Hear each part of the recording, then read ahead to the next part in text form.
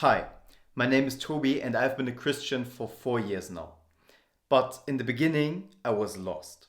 I believed in God, I read the Bible, but I did not actually have the mindset to grow. I waited for God to move when I actually had to move too. So, in this video, I'm going to show you the steps that got me closer to Him and actually got me the right mindset to finally live a good life. My first point is that you have to eliminate your fear of man, because fear of man is something we all have inside of us. And that's a problem because this holds us back from our purpose, from living freely and from really serving God and Jesus Christ. So let me tell you about the steps I took that reduced my fear of man so much.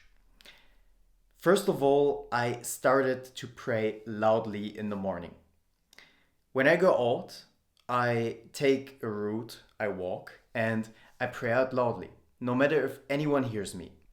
And this changed so much for me because it just removed so much of my anxiety when this thought arises, what do other people think of me? I think like, well, it does not matter. And I don't even start to continue thinking more about this question. And you need to practice this because this is nothing that directly comes to you overnight. You have to grow into this identity of someone that fears God and does not fear man. Something I also started is talking to strangers about the gospel. And this might sound pretty scary for you if you're new to this game, but maybe you just want to start talking to strangers at all. And you just start smiling at people. And then you just start saying hi and just talk about the things you want to talk about with them. So I bet you know this feeling that you see a person, for example, in school, and you want to talk to this person, you want to get to know this person. And you hesitate because you think, oh, I don't know what I should say, and maybe this is strange. Who actually cares? What is worse?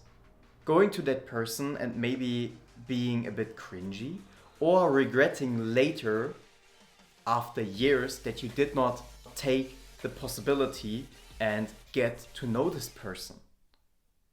And almost the most important part of reducing your fear of man is embracing emotional fear, embracing situations that really challenge your emotions, because when you do this, you get used to confronting your fears, and fear of man is actually a fear. So when you practice facing your fears, you start developing a wider comfort zone. And by this, you will start reducing the fear of man, which just makes your life so much worse because you get determined in everything. When you have this thought of what do other people think of me, it determines your subconscious decisions. For example, your goals. It determines how you live your life because you always have this direction that comes from the external, where you think you have to do things depending on the opinion of other people. And this is just such a prison you're living in, and you should try and eliminate this prison as much as possible. And this is where God comes in and He frees you from this prison because He says you're loved no matter what. It doesn't matter what you do. You're loved anyways. And you have to be free. You can unfold in my will without the fear of man and what they think of you. And you have to do it daily, because when you're not practicing this daily, your ability to be courageous and get rid of fear of man will come back. It's like with gratitude. If you do not practice it, it just comes back and your baseline just goes up high again, and it will become hard again to do the thing you actually practice to. That does not mean that if you stop doing a thing, you instantly go back to your baseline level. But if you stop practicing, it's like if you stop reading the Bible. If you stop reading the Bible, you will lose grip of faith. Of course, you won't be as lost as you were when you never read the Bible, but you will just lose your level you were up to. The second point is to find an actual purpose. And God very rarely speaks directly to you and gives you a purpose and says you have to do X. And some people are disappointed because this did not happen in their lives. But we could just flip it and say, well, it's good because then you can pick a purpose you feel good in.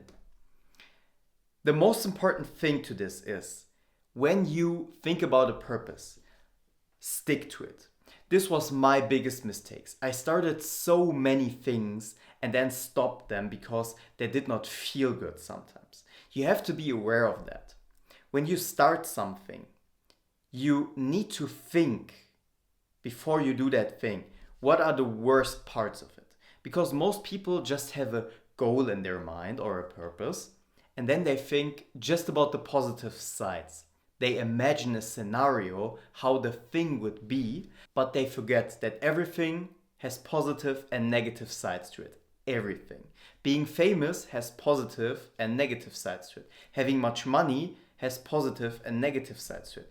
Being grounded in faith even has negative side on it because you are a bigger target for the devil. So be clear about what is going to happen when you follow a purpose and then stick to it even if it gets hard. 1 Corinthians 7 verse 20 talks about staying in the position you are or you were when you were called. Each one should remain in the condition in which he was called. Were you a bondservant when called? Do not be concerned about it. But if you can gain your freedom, avail yourself of the opportunity. In the beginning of my faith, I did not understand this and I did not like this. But right now, after I tried many things and stopped it, I realized the wisdom inside of this verse. Because many people think they are going to be more happy in a different position, with a different wife, with a different friend group.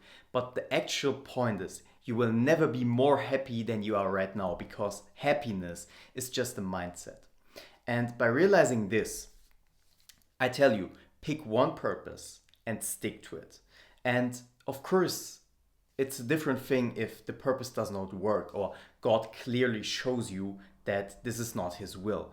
But if you do not have a purpose given from God, it's okay to choose a purpose you think that serves society and also is what you like. Because yes, you're allowed to have fun. God wants us to live a good life, and yes, you can enjoy what you're doing. And it's actually a decision to enjoy what you're doing. Which brings me to my third point, walking in love and enjoying life. Because when you decide to enjoy what you're doing, you will live a better life. And it's a decision to love. Because when we talk about love in modern days, love is often seen as the erotic thing. The Greek word is eros for this. This is kind of the sexual loaded variation of love, which has to do with, the act of sexuality. But what love in the Bible often means is the agape love. The love that is a decision to love a person. And in this case, this means serving.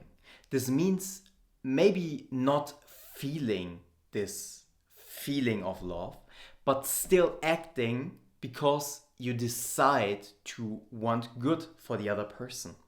And this is a mindset you can have for the world. You can have the mindset to serve society, to try to be a follower of Christ and be a good person. With this mindset equipped, you will have so much peace and happiness when you go out into the world, because you see the world with different eyes. You see opportunities to be kind. You see opportunities to make the world a better place. And this is so beautiful, and it's just a different approach than you walking through the world and just thinking about yourself, worrying about your materialistic possessions and just looking at your own cosmos. And when you want to be nice to people, this is also good for you, because when people are happy, you're getting happy yourself. When we talk about people, this brings me to my fourth point, which is actually developing social skills. Because when you develop social skills, it improves your life so much. You can do this by starting to intentionally enjoy conversations. When you get into a conversation with the mindset, I'm going to enjoy this conversation right now, you will have so much more fun. And for this, you need to be curious about the world. You need to want to learn things about the world. Because when you're in a conversation, you can learn two things. One, you can get information because of what the other person is saying. And secondly, you can observe the people that you're talking with. You can observe the facial expression of the other person. You can observe how they react to what they say. And by this, learning about humanity, which is just great. What helped me having way more social skills and way better conversation and way more fun for myself in conversations is not just the mindset of I'm going to have fun right now, but also I do a daily exercise. I'm sitting down and I'm writing down a word. I'm using an internet website that gives me a random word. For example, something like camera. It needs to be a noun. And then I build 5 phrases to that noun with the sentence in the beginning, friendship with me is like, then I use the noun, for example, friendship with me is like a camera. And then I build those 5 sentences that match in a good way. For example, friendship with me is like a camera. It reflects everything I do. Or friendship with me is like a camera. It's very expensive. And by this, you will realize that you can make associations way more. This helps you just being better in social skills because you can be a bit cocky, you can just have a bit fun. Of course, please don't mock the other person, but you will realize how much more skills you will develop in those social interactions. And by this, you can just go and talk to strangers, make associations, have fun, laugh with them, and just have an overall greater life. I hope you got some value out of this video. Implement those strategies and do an actor of the word and not just a hero. I wish you all the best luck. God bless you, and I see you in the next video. Goodbye.